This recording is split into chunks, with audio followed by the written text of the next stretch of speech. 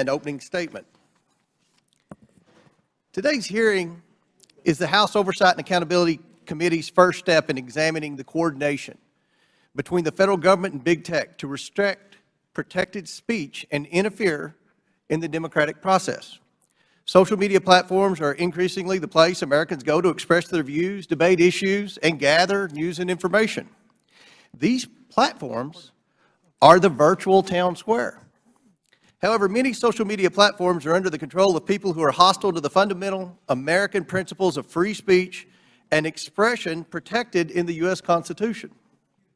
We've witnessed big tech autocrats wield their unchecked power to suppress the speech of Americans to promote their preferred political opinions. Twitter was once one of these platforms until Elon Musk purchased the company a few months ago. Mr. Musk has pledged to end censorship that goes beyond the law. He has pledged to allow Americans' voices be heard, not quashed. In this hearing, we will examine the actions taken by Twitter prior to Mr. Musk's ownership. Many of these actions were carried out by the witnesses before us today. Prior to Mr. Musk's takeover of the company, Twitter aggressively suppressed conservative elected officials, journalists, and activists. This includes shadow banning, locking accounts, and banning accounts altogether. In fact, Twitter's previous management team deplatformed and suppressed not just conservative voices, but anyone whose opinion strayed from what they deemed acceptable. Opinions such as that students could and should attend school in person to curb learning loss. In the past, Twitter's leadership included previous CEO Jack Dorsey, claimed the company did not limit the visibility of certain accounts and tweets known as shadow banning. He said this in front of Congress in 2018. But we now know they did, even placing such accounts on search and trend backlists. Twitter's employees made censorship decisions on the fly, often not following the company's own publicly stated policies. It worked hand in hand with the FBI to monitor the protected speech of Americans, receiving millions of tax dollars to do so. Twitter, under the leadership of our witnesses today, was a private company the federal government used to accomplish what it constitutionally cannot: limit the free exercise of speech. We now know all this thanks to Elon Musk and the independent journalists who have contributed to what are known as the Twitter files.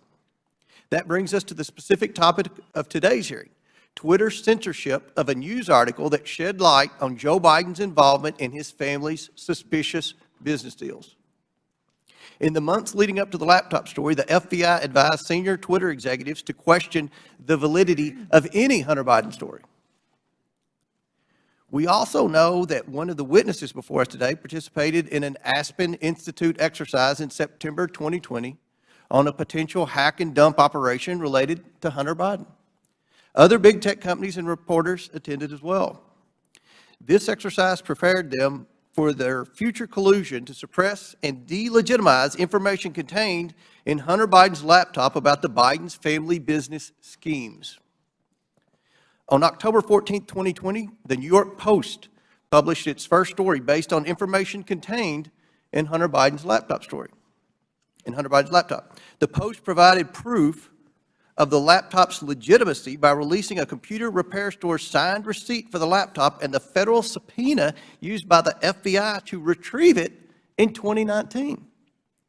The article revealed that a top executive at Burisma, who was paying Hunter Biden $50,000 a month, had spent time with then Vice President Biden in Washington, D.C.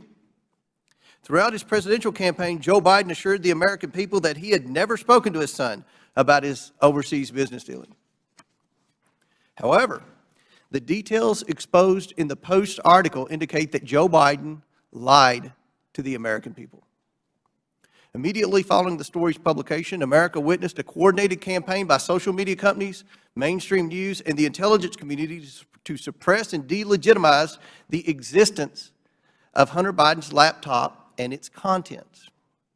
That morning, Twitter and other social media companies took extraordinary steps to suppress that story.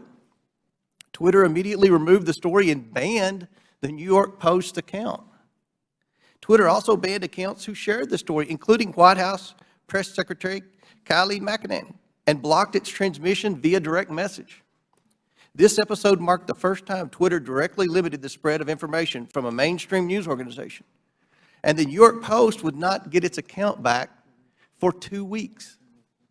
Twitter would finally admit its mistake, but the damage had already been done.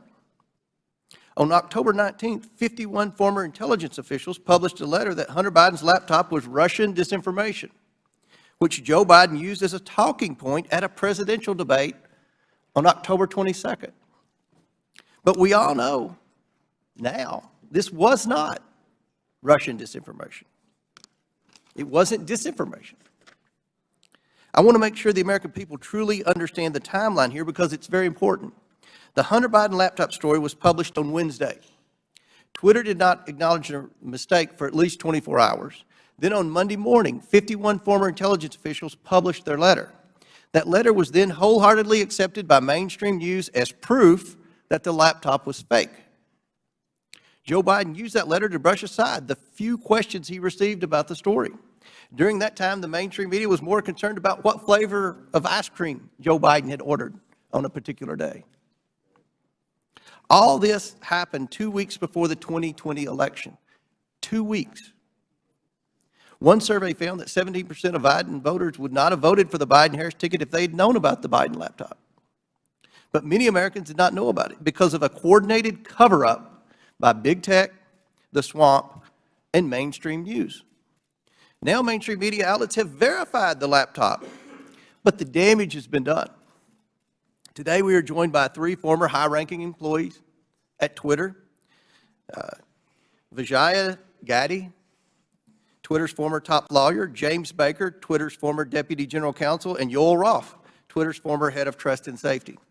We are also joined by Annika Collier-Navaroli, Twitter's former head of trust and safety. A former Twitter member of U.S. safety policy team. Let me get that right. I would like to thank you all for your participation in today's hearing. We owe it to the American people to provide answers about this collusion to censor information about Joe Biden's involvement in his family's business schemes. With that, I yield to the ranking member for his opening statement. Thank you kindly, Mr. Chairman. Thanks for watching, and if you haven't already, please consider subscribing to our channel. And while you're at it, please leave us a comment. Thank you for watching.